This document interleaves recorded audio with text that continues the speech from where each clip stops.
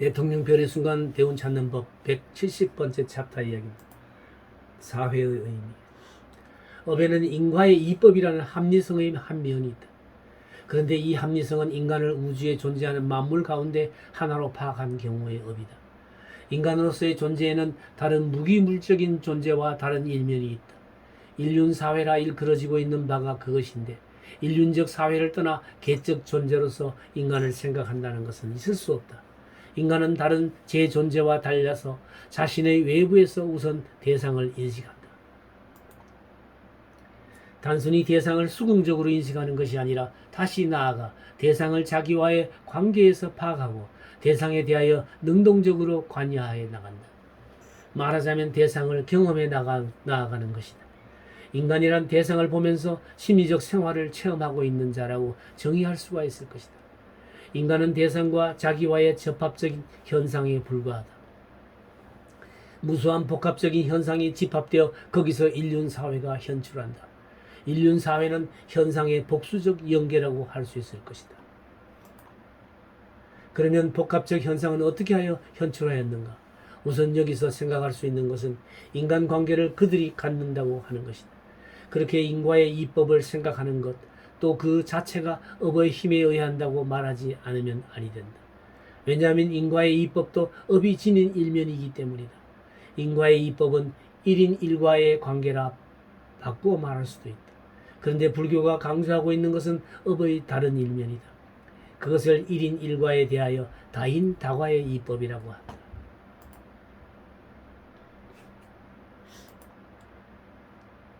다인 다과는 인도 과도 단순히 이 인에 의해서 이 과가 생긴다고 하는 단일한 것으로서 인간 내지 인륜사회의 복합체를 설명할 수 없다는 것을 시사하고 있는 것이다. 업은 과를 끌어당기기 위한 조연이지만 그래도 1인에 의한 것은 아니다. 다인에 의하여 다과가 생긴다. 즉 과가 생기는 데에는 제조건을 필요로 한다. 그리고 제조건에서 생기는 과도 단일한 과가 아니라 복수적인 과라는 것이다. 그러한 제조건을 불교에서는 제연이라고 한다.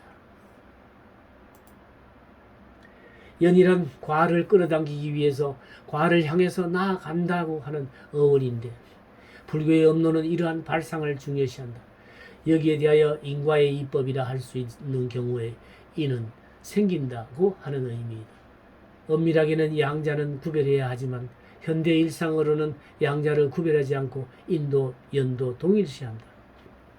혹은 혼합하여 인연이라는 수고로 사용되어 이것도 인연이다 따위로 일괄해 버리고 마는데, 그렇게 함에 따라서 업의 구조가 한층 애매해져 버리는 것이다. 인간은 대상과 개인과의 복합적 현상에 지나지 않는다는 것을 우선 지적하였다. 따라서 대상은 인간에 의하여 관여되는 것이며 인간에 의하여 그 대상도 변화되어 가는 법이다. 대상은 변화하는 것으로서 존재를 유지한다. 이러한 인간과의 강력한 결합체로서 사회가 형성되었다. 불교에서는 이러한 사회를 세간이라고 하였다. 세간이란 번뇌가 얽혀 있어서 무너지기 쉬운 것이며 또 변화하고 있는 것을 의미한다. 변화하기 쉬운 것을 의미하는 자가트는 동시에 거기서 변화하고 있는 사람들도 의미하였다. 세간은 쉽게 변화하고 쉽게 무너지는 현상 가운데서 살아가고 있는 곳의 사람들인 셈이다. 이는 확실히 변천하기 쉬운 것을 본질로 하는 인륜사회의 맥락을 잘 정의하고 있다고 하겠다. 변화하기 쉬운 인륜사회는 어디까지나 인간적이지 않으면 아니 된다. 인간을 감동시키는 사회인 것이다. 즐거워하고 또는 괴로워하는 인간이다. 단순한 인과관계의 이법만으로서 지나쳐버리는 사회는 아니다. 더불어 웃고 같이 울 수 있는 사회를 말한다. 이러한 인간의 정감에서 살아가는 사회에 업의 세계가 있다. 그렇다면 업의 세계는 인과의 이법을 포섭하면서 동시에 그것을 초월한 요소를 갖추어야 한다. 고락이라는 감촉을 짜 넣은 업론이다. 그렇기 때문에 업론은 업인 업과에 그치지 않고 선인 낙과 악인 고과라는 말하듯이 고락의 감촉에까지 심화되어 갔다. 인과관계는 이법에 불과하지만 선인낙과 악인 고과는 체험의 세계이다. 왜냐하면 고락이란 심리적 생활의 체험이기 때문이다. 이와 같이 합리적인 이법으로서의 업론은 합리성의 차원을 넘어 인간의 정감의 세계로까지 깊이 관계를 갖는다고 할 것이다. 인륜 사회는 다양한 제요소로 가득 차 있다. 꿈과 현실, 또 과거와 현재가 복잡하게 교차되고 있다. 그러한 복잡한 구성을 지닌 인생에게 질서를 부여하기 위해서는 이미 인과 이법만으로는 충분하지 않다. 인과의 이법에 의해 존재의 생멸은 해명될 수 있지만 존재의 의미를 부여할 수는 없기 때문이다. 인생의 내력을 이해했다고 하더라도 인생의 의미를 체득하지 않으면 내일의 인생을 살아갈 수는 없다. 저 고대인들은 인과의 이법이라는 논리적 설명만으로는 만족할 수 없는 면을 가지고 있다. 그들은 자신의 마음 가운데 잠재된 선악의 실감을 어떻게 설명하고 선악의 대립투쟁을 어떻게 극복하느냐에 관해 고심하였던 것이다. 여기에서 업의 윤리적 해석이 생겼다. 선한 행위를 쌓음으로 의해서 기쁜 결과가 생기고 악한 행위에 의해서 고통스러운 결과가 생긴다. 선인 낙과 악인 고가라고 하는 사고방식이다. 업론의 윤리적 인의 불타 제세 시대, 즉 원시 불교 시대에는 업에 관해서 여러 가지의 이론을 편 학파가 있었다. 기원을 소급하면 인도 고대의 베다 혹은 오파니샤드 시대의 업설을 이어받은 것이었으니 불타 시대의 재론을 요약하면 다음과 같다. 숙명적인 업의 해석을 취하는 것, 무인론을 설하는 것, 자제천 같은 제3자의 명령에 의한다고 하는 따위들이다. 이 3종의 업의 이설은 원시경전, 중화암경 등에서 보이는데 뒤에 발달불교 각파를 통하여 항상 달리 해석하여 왔던 바의 재론이다. 불타는 이들의 제2론으로부터 업론자로 불려졌다는 사실은 주지의 일이다. 당시의 사회 환경과 지적 수준을 생각해보면 불타의 교설이 두 가지 방식으로 설해지고 있었다는 것을 알 수 있다. 하나는 불교 이전의 고대 인도 철학에도 통하고 있어서 불타의 저자였던 자, 비구들에 대한 설법 방법이다. 원리적 보편적인 철학이다. 구세에 이르러 절대적인 방법이라 일컬어지는 방법이다. 청중의 질이 어떠하냐를 관계하지 않는 원리적인 것이다.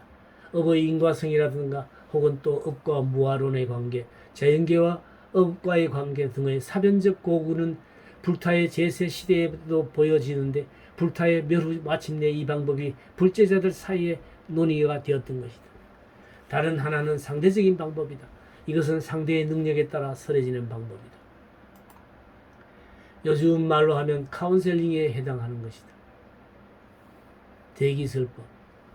업론이 윤리적인 의미로서 취해지는 경우는 상대적 방법에 의한 설법이라고 생각된다. 만약 그 업이 선하지 않게 되면 무르익어 번민하고 괴롭도록 과를 받게 되느니라.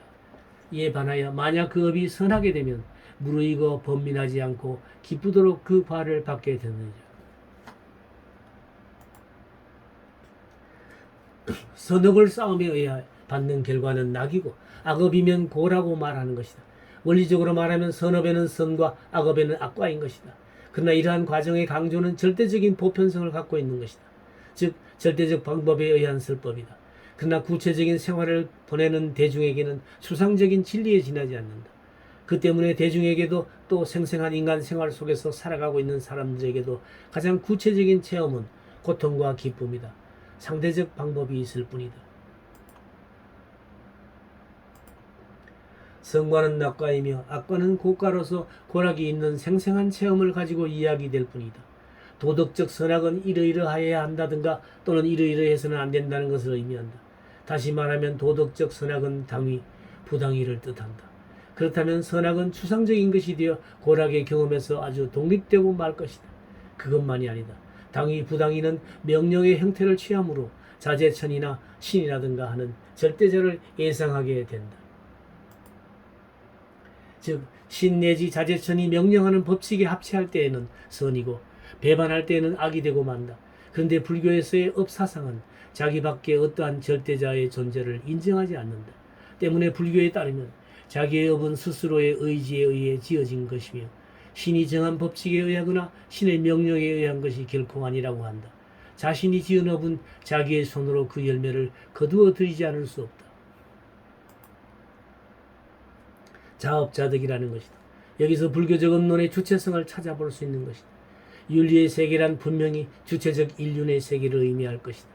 신이나 절대자의 명령에 의해 정해진 세계는 아닌 것이다. 그렇다고 하면 인륜적 세계란 인간 스스로에 의해 지어지고 그 책임도 스스로 지지 않을 수 없는 세계를 뜻하는 것이다. 그것을 주체적 업의 세계라고 부르는 것이다. 이 별의 순간 찾는 법 강좌는 현재 오프라인에서도 1년 과정으로 진행되고 있습니다. 매주 토요일 오전 10시부터 오후 1시까지 3시간씩 해서 진행되는데요. 서울 동방문화대학원 대학 평생교육원에서 진행하고 있습니다. 이곳은 성북구 성북로 28길 60에 위치하고 있으며 등록 기간은 1학기는 3월 4월, 2학기는 8월 9월에 등록 신청을 받습니다. 이 전화번호와 메일로 신청하시면 되겠습니다. 관심 있는 많은 분들의 참여를 기다리겠습니다.